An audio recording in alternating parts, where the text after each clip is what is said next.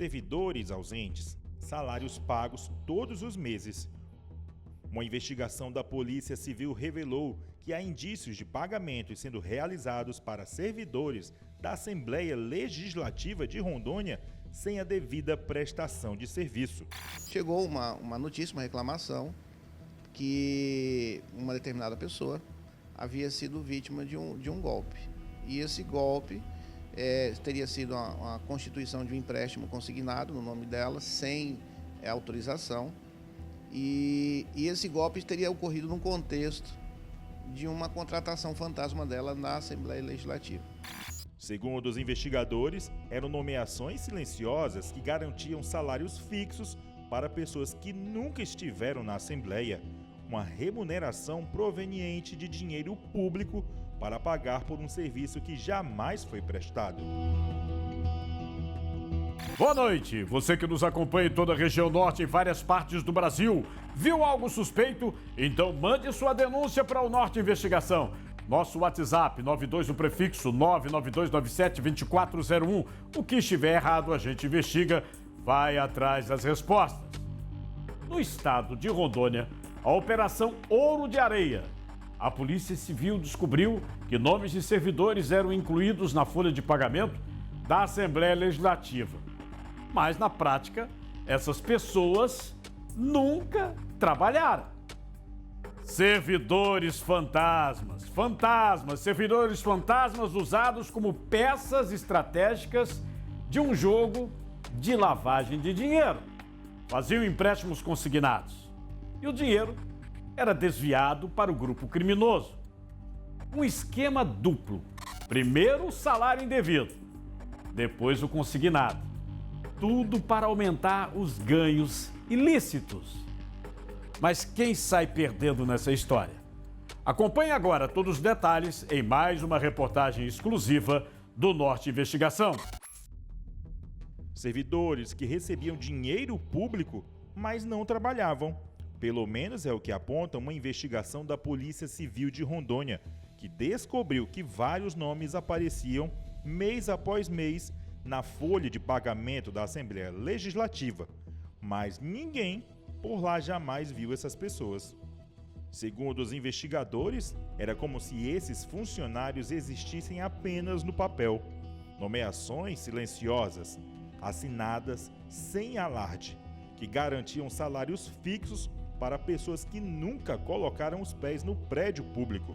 Um esquema discreto e que só começou a ruir depois que inconsistências chamaram a atenção de auditores internos. Certo, a Operação Ouro de Areia, ela tem como foco na investigação um grupo de servidores de dentro da Assembleia Legislativa do Estado de Rondônia que acabava utilizando-se do cargo público para a prática de estelionato. Então eles atuavam basicamente por meio de financiamentos fraudulentos, meio de consignados, indicar pessoas e recebiam como uma forma de rachadinha parte desse consignado que era feito no nome dessas pessoas. A operação que revelou tudo recebeu o nome de Ouro de Areia, numa referência à facilidade com que o dinheiro público teria escorrido pelas mãos de quem deveria protegê-lo. Deflagrada em agosto deste ano, ela mostrou que um grupo criminoso criou cargos comissionados falsos para alimentar um desvio de recursos que vinha acontecendo há meses. Então, assim, a gente tem um servidor dentro da Folha e outros dois que são assessores parlamentares. Então, eles conseguiam fazer indicação de pessoas e essas pessoas que eles indicavam, eles cobravam por meio do empréstimo consignado. Então, eles agilizavam consignados dessas pessoas que não eram nem efetivas, elas eram comissionadas, e eles pegavam parte do valor desses valores consignados. De acordo com a polícia, o servidor José Augusto Diogo Leite seria o cérebro da operação, o responsável por escolher quem entraria no esquema, distribuir funções, monitorar pagamentos e garantir que os nomes passassem despercebidos dentro da estrutura oficial. eles faziam dentro da própria, dentro do convênio, né, do banco, com a própria Assembleia Legislativa. Então tem um servidor da Assembleia que era responsável por fazer esse trâmite processual ali administrativo quanto ao consignado. O suposto líder do grupo, segundo as apurações, era quem dava o ritmo da engenharia criminosa. Ele recrutava as pessoas de confiança, determinava como cada um deveria agir e coordenava o fluxo do dinheiro, que circulava entre contas bancárias sem levantar suspeitas. Para a polícia, ele sabia exatamente onde estavam as brechas e como usar o sistema interno da Assembleia para transformar nomeações fantasmas em lucro sem chamar a atenção.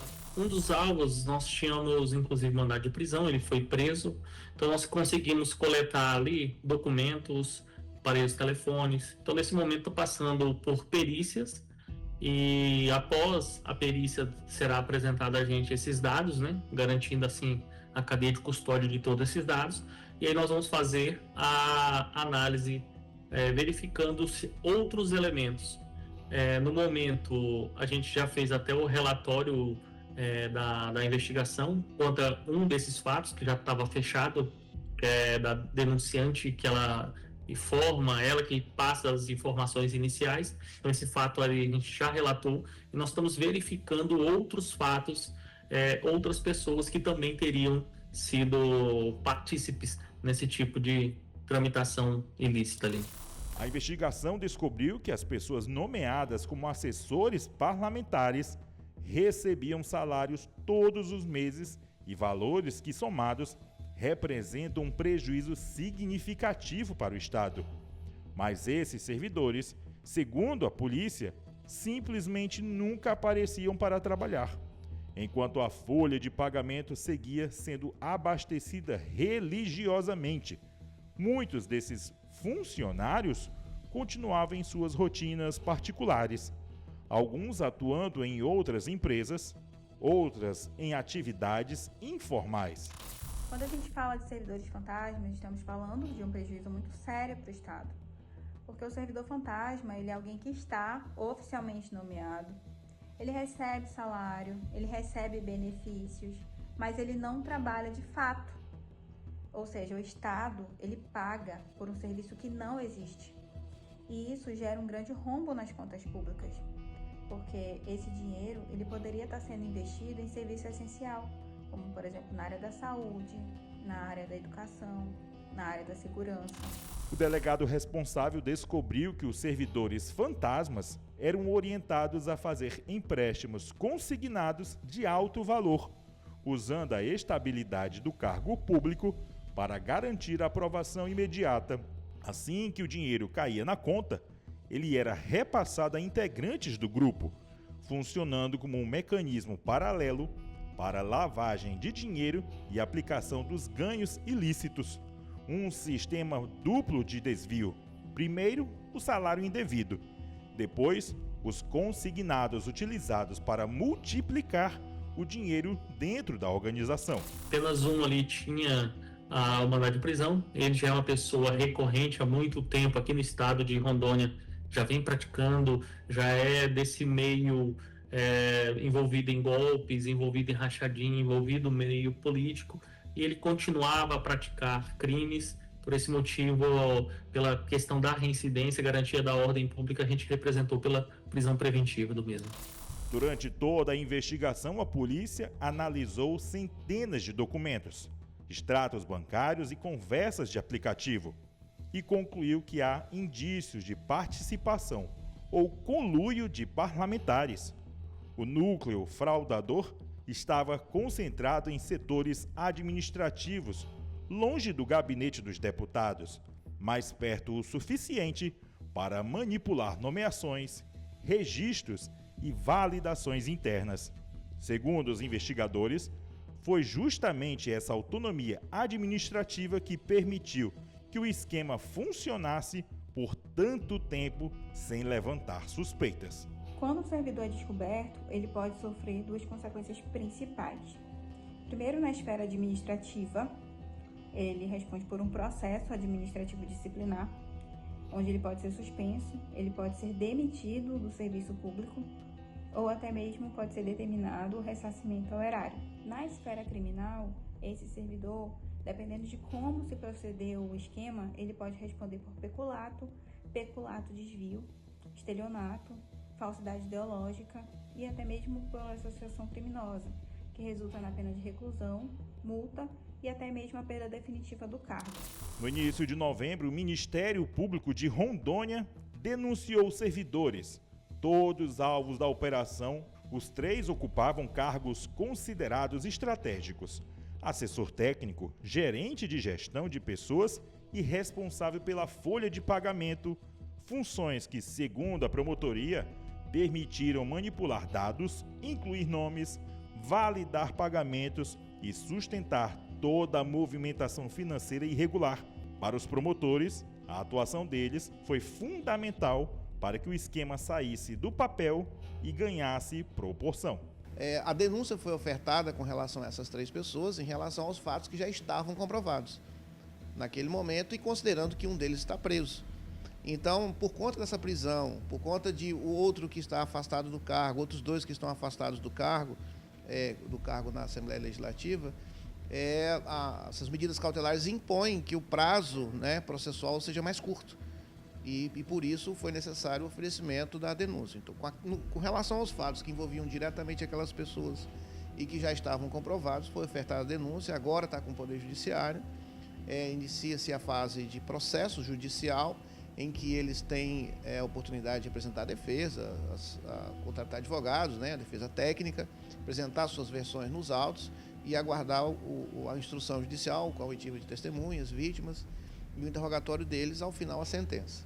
E, como eu disse, desdobramentos eventuais, o resultado da análise e outros casos que, porventura, venham a ser descobertos, isso vai ser fruto de outra análise, num outro procedimento pela DRACO e pelo GAECO, e as providências serão tomadas. O Ministério Público pediu à Justiça a prisão dos denunciados, a condenação por peculato, desvio e estelionato e ainda pagamento de indenização por danos morais e materiais à vítima direta de fraude e ao Banco do Brasil, que teria sido enganado nos empréstimos consignados.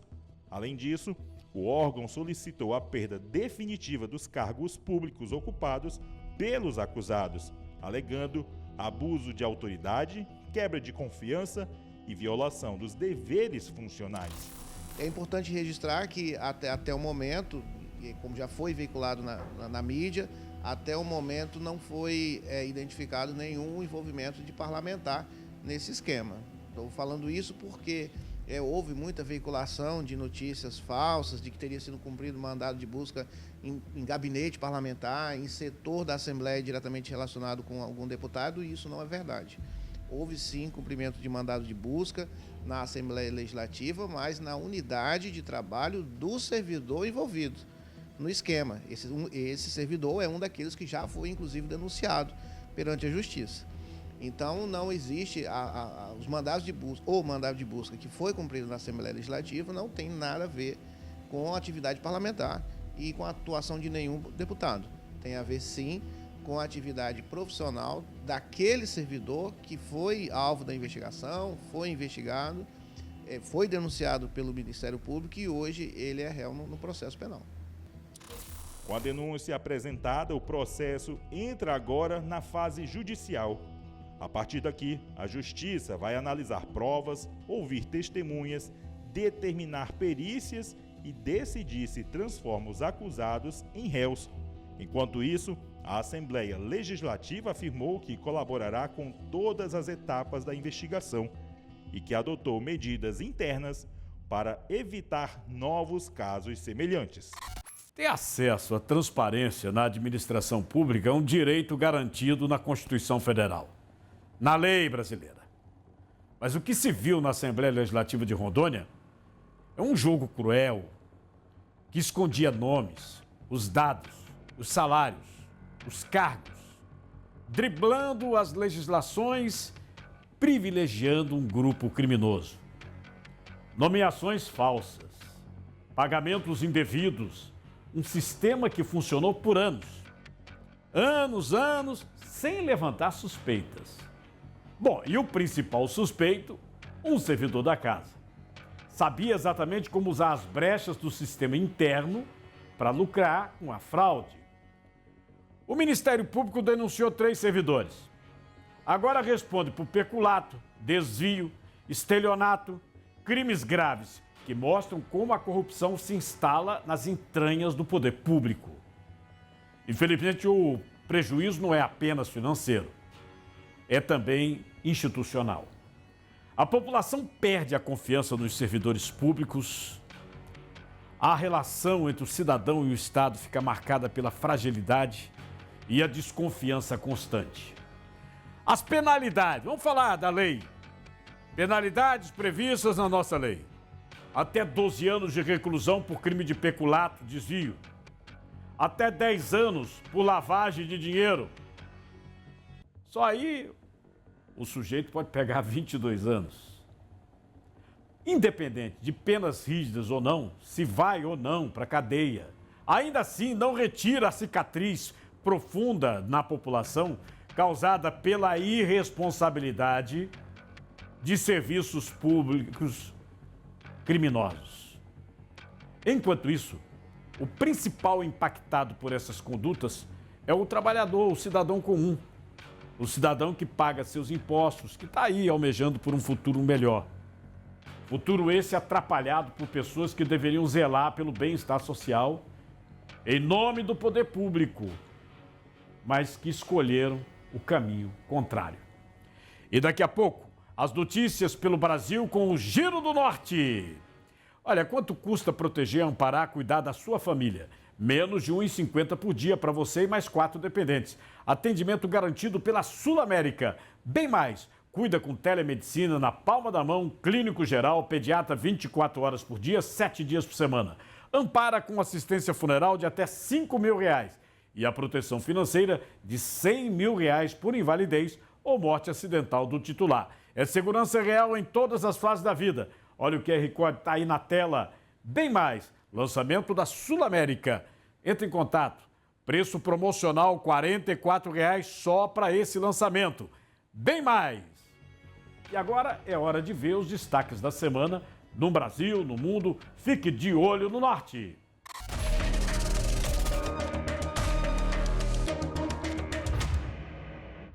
Sinistro de trânsito terminou com pai e filho mortos em Campina Grande. A colisão foi no entroncamento das BRs 230 e 104, em um trecho que está em obras para a duplicação da BR 230. Eles estavam em uma motocicleta e foram atingidos por um carro. O detalhe é que uma das vítimas, o Jailson Melo, iria casar no dia em que tudo aconteceu. Ele tinha ido pegar salgados para a festa junto com o pai na motocicleta e na volta para o local onde a cerimônia iria acontecer, eles terminaram sendo atingidos. Esta semana, um homem de 75 anos se apresentou na delegacia e disse que era o condutor do veículo que acabou provocando esta colisão. Ele vai responder em liberdade. A Polícia Federal deflagrou nesta quarta-feira em Roraima a Operação Déjà Vu, que investiga fraudes em licitações e desvio de recursos destinados à recuperação de estradas vicinais em Roraima. As investigações começaram em setembro deste ano, após a prisão de 3 pessoas com mais de R$510 mil em espécie. A PF aponta que o dinheiro pode ter ligação com um esquema envolvendo uma empresa contratada para obras que recebeu mais de R$40 milhões, mas sem estrutura operacional compatível. A Polícia Federal identificou um grupo organizado atuando de forma coordenada para cometer crimes como fraude à licitação, corrupção ativa e passiva, lavagem de capitais e associação criminosa, utilizando empresa de fachada e movimentações financeiras suspeitas. 7 mandados de busca e apreensão foram cumpridos em Boa Vista e em Bonfim. A Justiça determinou o bloqueio de bens com valores que ultrapassam R$2 milhões, além da suspensão do contrato com a empresa investigada. De Roraima, Débora Martins. Muito obrigado por sua audiência aqui no Norte Investigação. E você aí da região Norte, de outras regiões do Brasil, continue participando. Envie sua denúncia, sua sugestão para o nosso WhatsApp, 92, o prefixo 992972401. Na próxima semana voltamos com mais uma reportagem investigativa exclusiva. Muito obrigado.